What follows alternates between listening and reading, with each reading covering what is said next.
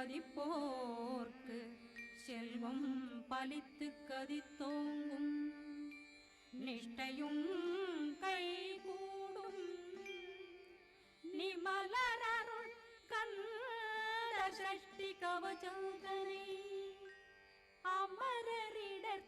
அமரரிடத்தீரவமரம் புரியாத குமரனடி நெஞ்சே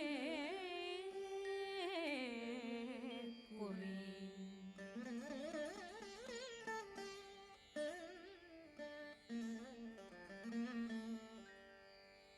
சஷ்டியை நோக்க சரவண பவனா சிஷ்டர் புதவும் செங்கதிர்வேலும் பாதமிரண்டில் பண்மணி சதங்கை